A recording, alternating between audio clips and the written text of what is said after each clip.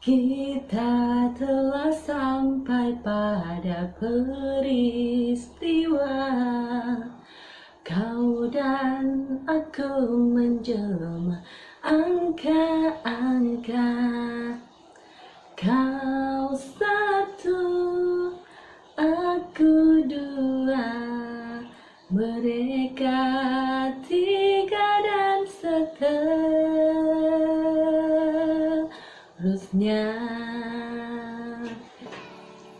Ya, assalamualaikum warahmatullahi wabarakatuh. Jumpa lagi di video Akademeda.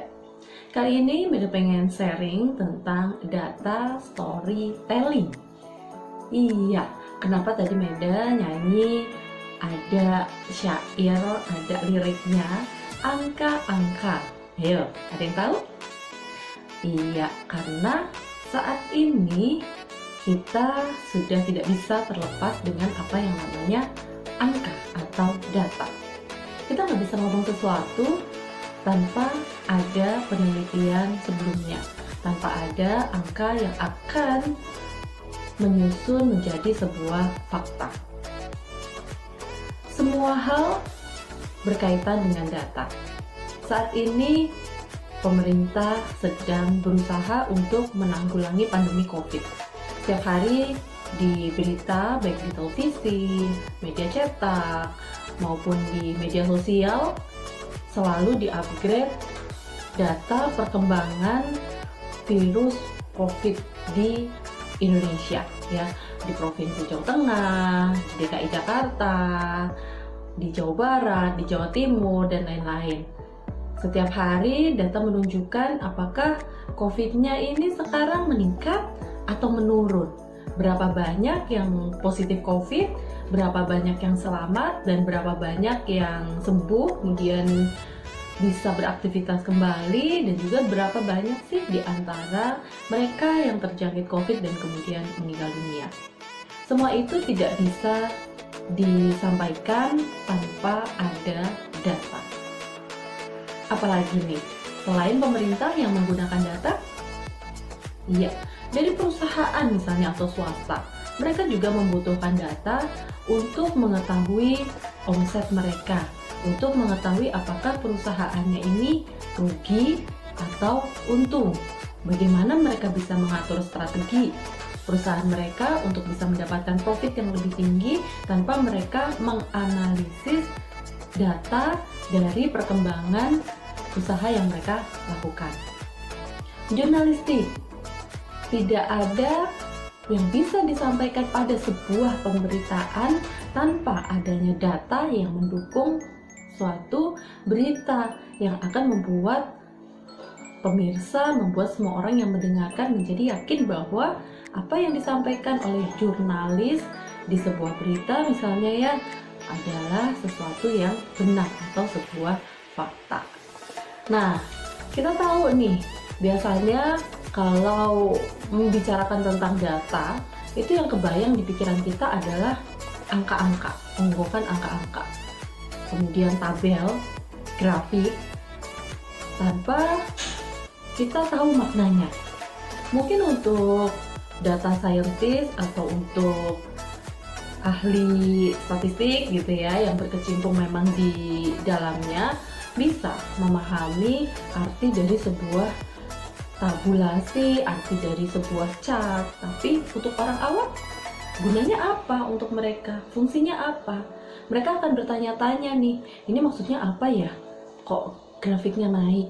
Ini maksudnya apa ya? Kok tabelnya kayak gini? Mereka tidak akan memahami. Nah, untuk menjembatani semua itu, ada yang namanya data storytelling.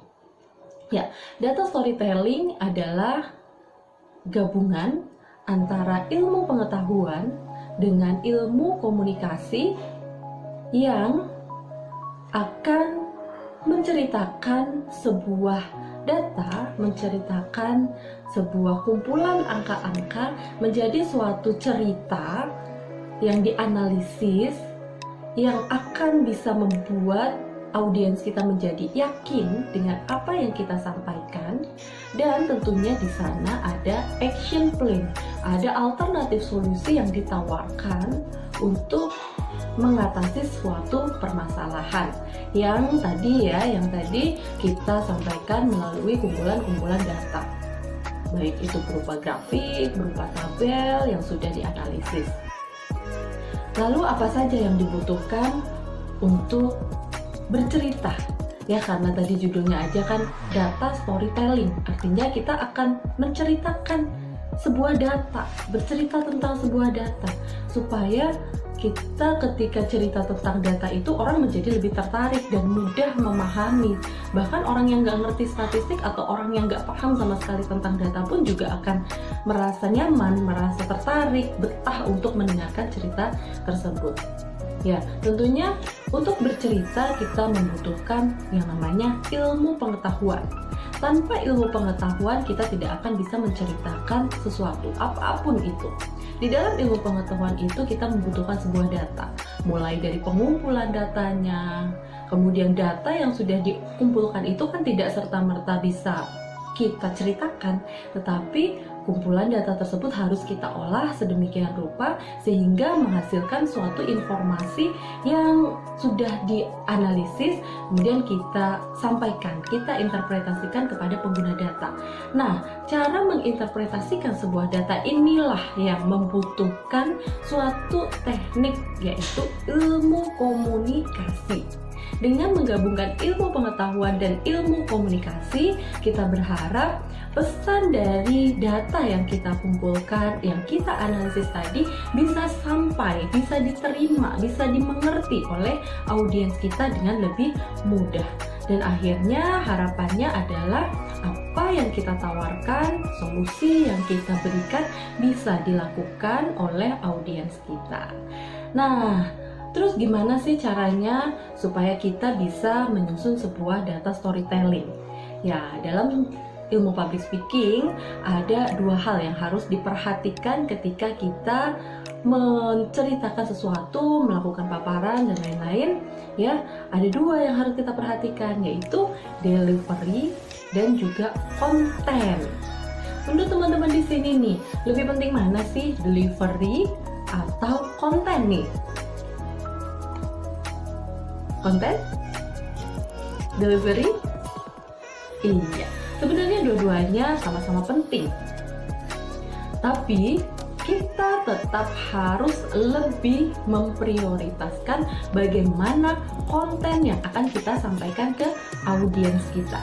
Bagaimanapun bagusnya kemasan atau pendeliverian sesuatu, kalau isinya itu kosong, maka tidak akan ada artinya. Jadi kayak bungkusan kosong gitu aja, koplak-koplak gak ada isinya ya.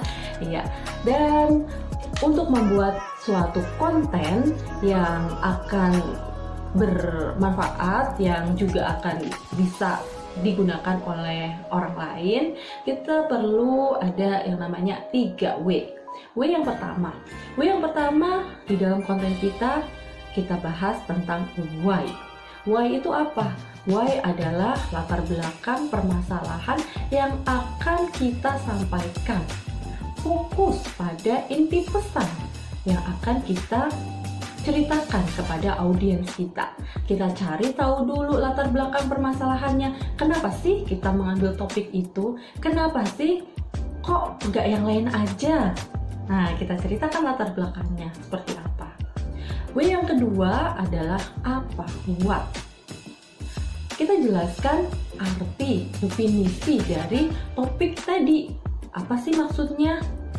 Mungkin kita juga bisa sampaikan di sana selain definisi, data-data yang mendukung, cerita-cerita yang mendukung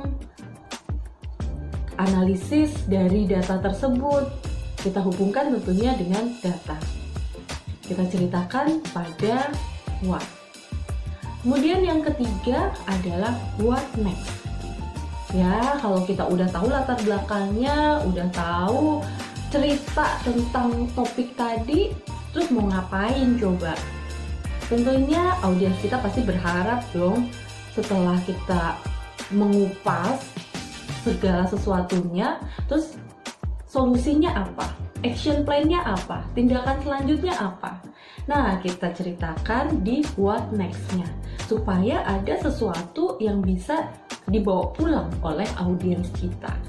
Jadi kita memberikan alternatif solusi, gambaran, kira-kira kita bakalan kayak gini nih nanti setelah kita mengetahui ada fakta, ada data, ada cerita yang seperti tadi. Nah gitu. Nanti kita akan bahas setelah semuanya kita kupas tuntas bagaimana sih ilustrasinya 3W tadi. Oke, selanjutnya delivery. Delivery di sana ada 4S. Apa aja sih 4S? S yang pertama adalah subject. Kita harus tahu dulu nih ya sebelum kita bercerita, sebelum kita melakukan presentasi, siapa sih audiens kita? Apa yang dibutuhkan oleh audiens kita? Jangan sampai apa yang kita ceritakan, apa yang kita sampaikan itu tidak sesuai dengan harapan dari audiens kita. Kita harus fokus pada audiens kita, karena kita ngomong kan bukan untuk diri kita sendiri, tetapi tentunya untuk yang mendengarkan kita. Mereka pasti berharap ada sesuatu yang bisa diambil manfaatnya dari apa yang kita sampaikan. Kemudian S yang kedua setelah subjek adalah sumber. Nah ini penting banget ya teman-teman, jangan sampai kita ngomong berita hoax. Jangan sampai kita cerita omong kosong doang. Artinya apa? Bahwa semua yang kita bicarakan, semua yang kita ceritakan itu harus ada sumbernya, harus ada dasarnya. Bisa berupa data, informasi, cerita-cerita dari berita, literasi, ya dari buku misalnya, ya itu kita bisa sampaikan di sana. Sumbernya harus terpercaya, sumbernya harus jelas sehingga bisa meyakinkan audiens kita. Oh benar, ceritanya ini betul, ceritanya ini memang sesuai, sehingga mereka akan lebih antusias, tertarik untuk mendengarkan apa yang kita sampaikan. S yang ketiga adalah senang. Nah, ini mungkin sesuatu hal yang sedikit berbeda ya. Senang ini artinya apa? Artinya kita berusaha untuk menyampaikan pesan kita dengan cara yang menarik, dengan cara yang bisa membuat audiens kita itu menjadi betah mendengarkan kita ngomong di depan. Caranya gimana? Kita bisa dengan memberikan ice breaking, kita juga bisa dengan berinteraksi dengan audiens kita. Misalnya di awal kayak tadi waktu saya mulai, sebelum berbicara saya bernyanyi terlebih dahulu, setidaknya itu bisa grab attention dari audiens kita. Kita bisa mencoba melemparkan umpan balik ke audiens, mengajak berinteraksi, kemudian dengan joke, dengan ice breaking, dengan cerita yang tentunya ceritanya itu dekat dengan audiens kita. Artinya audiens kita tuh memahami apa yang kita sampaikan. Jadi kita memang harus menempatkan diri kita menjadi satu level atau satu frekuensi dengan audiens kita sehingga nyambung ya, nyambung. Kemudian S yang keempat. S yang keempat adalah simple. Nah, ini kaitannya adalah dengan visualisasi. Karena bagaimanapun juga ketika kita bercerita tanpa ada visualisasi untuk audiens yang memang memiliki kemampuan untuk menangkap sesuatunya dengan cara visual, mereka akan lebih senang ketika ada sesuatu yang ditampilkan di sana. Ya, jadi buatlah visualisasi yang simple, sederhana, tetapi bisa menggambarkan apa yang kita sampaikan, bukan malah memperumit. Jadi nyambung tuh ya antara kita cerita dengan ilustrasi yang kita berikan, sehingga nantinya apa yang kita ceritakan kepada audiens kita bisa lebih mudah dipahami. Harapannya audiensnya bisa selain tertarik juga memahami dan akhirnya mau mengikuti saran atau masukan yang kita berikan. Nah teman-teman, saya akan coba memberikan sebuah ilustrasi tentang 3W 4S tadi. Oke, 3W tadi yang pertama adalah why. Misalnya nih ya, saya mau cerita tentang stunting. Bapak Ibu, ingat gak sih? Mungkin kita agak kembali nih ya ke cerita dulu di masa kecil kita. Dulu tuh orang tua kita sering banget ngingetin ke kita gini, ayo makan yang banyak, makan yang bergizi, minum susu, makan yang banyak mengandung kalsium, supaya kamu bisa tumbuh tinggi, supaya kamu nggak pendek. Ayo olahraga, lari-lari, loncat-loncat, berenang, supaya badanmu tinggi.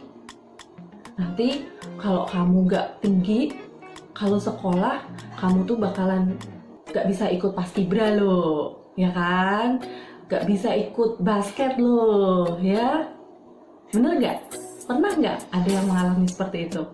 Karena Medan sendiri juga pernah ngalamin yang kayak gitu. Jadi kata Medan nih ya, tubuhnya nggak tinggi-tinggi banget. Dulu waktu pas SMA pengen banget ikut paskibra, itu udah ikut tes, tapi ternyata nggak lolos karena tinggi badannya itu kurang dari 150 cm gitu.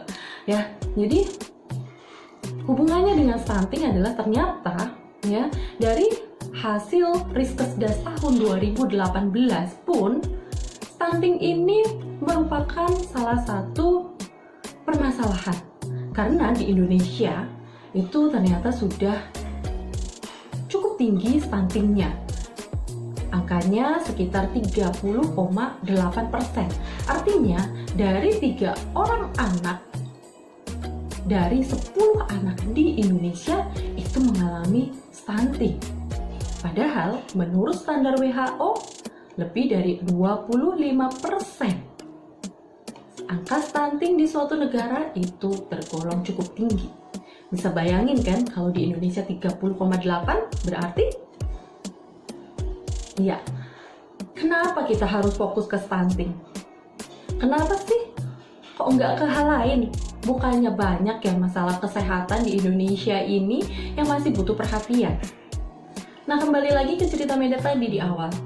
Ternyata tubuh pendek, tubuh stunting tadi bisa mempengaruhi produktivitas seseorang di masa mendatang, bisa menghambat produktivitasnya. Itu contoh yang simpel yang mungkin terjadi di mana-mana.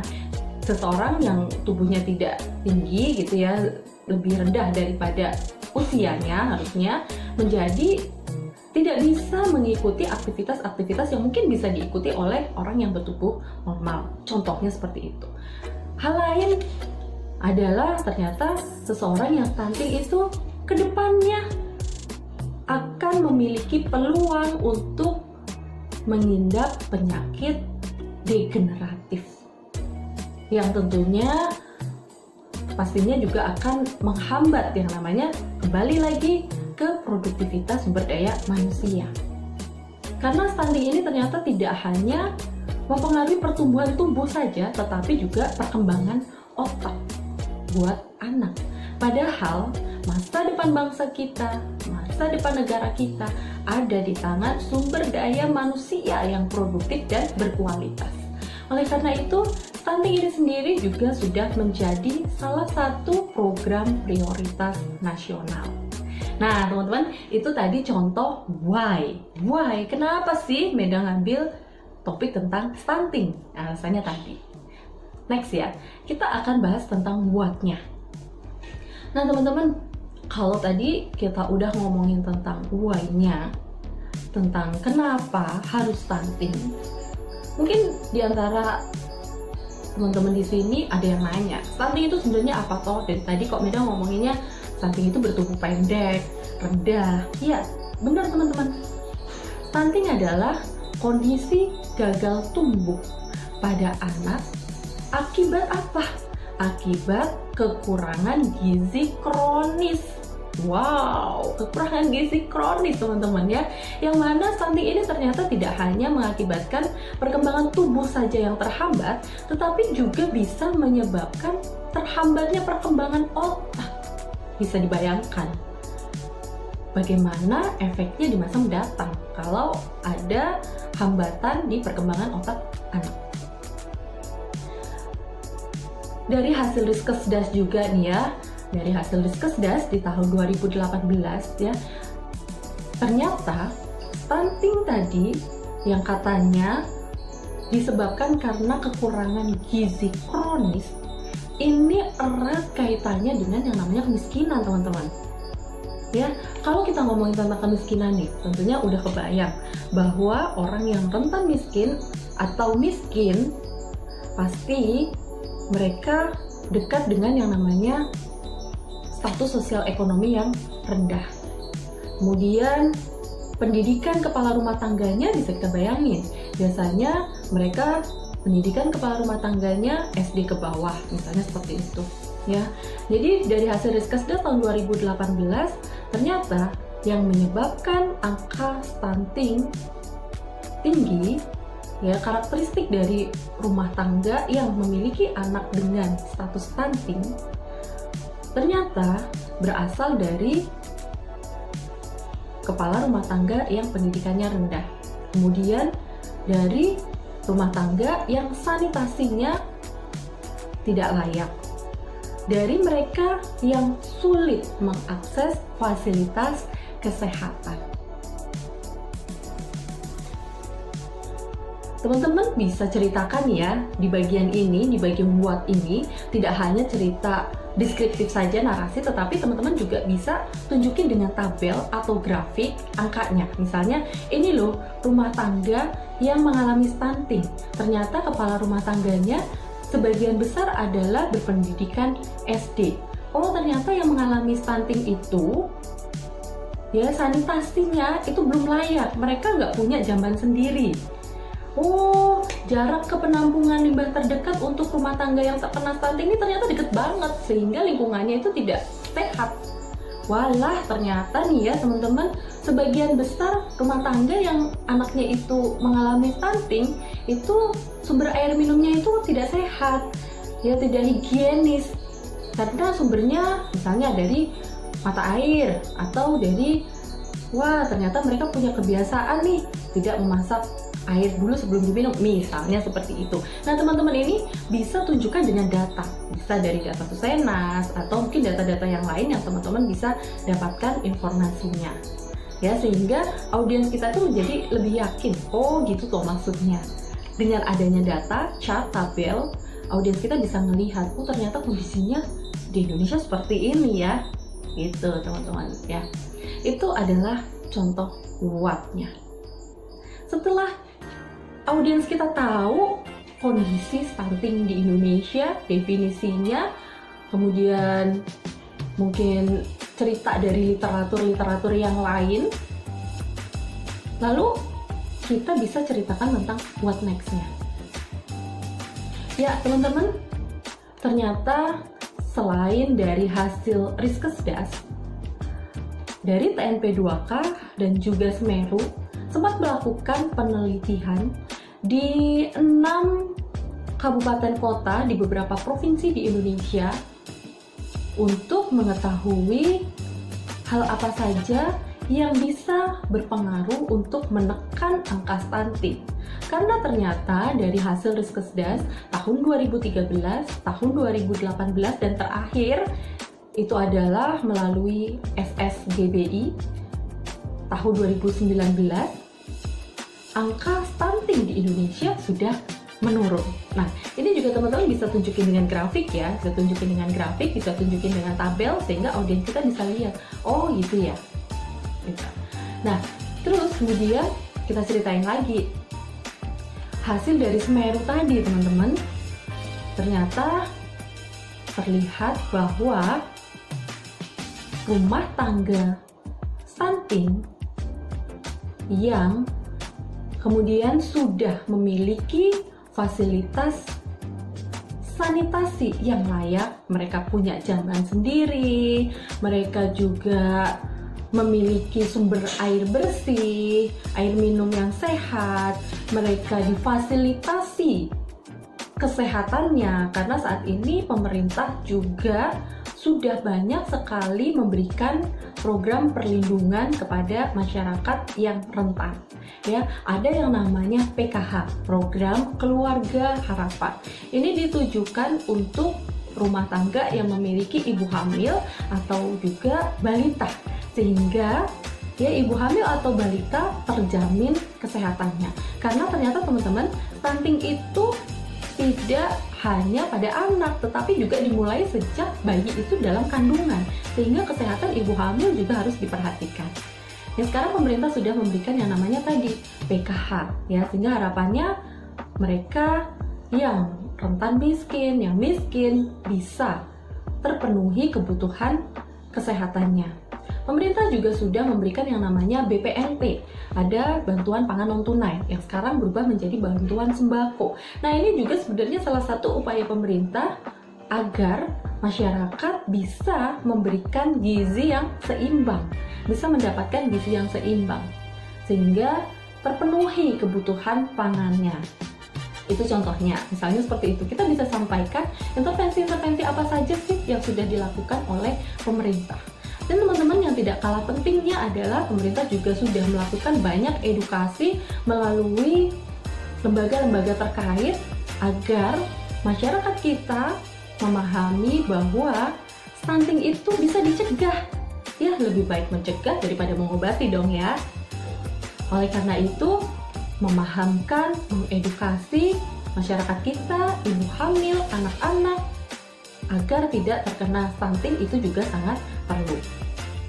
Oleh karena itu, teman-teman, kita bisa kok mulai dari diri kita sendiri, keluarga kita, lingkungan kita juga bisa membantu masyarakat untuk menekan angka stunting dengan sharing, memberikan edukasi, mengajak mereka agar bisa mulai menjaga diri sendiri, menjaga keluarganya, gitu ya, menjaga lingkungannya supaya bersih dan sehat, sehingga kekurangan gizi kronis tadi ya, yang juga bisa disebabkan oleh faktor-faktor eksternal tadi karena lingkungan, itu bisa dikurangi. Nah, itu contoh why next-nya teman-teman ya, itu contoh why next. Teman-teman nanti bisa explore lagi hal-hal yang terkait dengan apa aja sih yang mungkin bisa dijadikan sebagai alternatif solusi kepada audiens kita, sehingga audiens tuh ketika keluar selesai mendengarkan apa yang kita sampaikan tuh jadi oh oke, I see, aku paham apa yang harus aku lakukan. Oke teman-teman, itu tadi adalah contoh ilustrasi dari 3W. Ya, ada satu quotes yang ingin Meda bacakan untuk teman-teman ya. Tell me the fact and I will learn. Tell me the truth and I will believe. But tell me a story and it will live in my heart forever. Berceritalah, maka dunia akan mengingatmu. Terima kasih, semoga bermanfaat. Ayo kita mulai bercerita dengan data storytelling.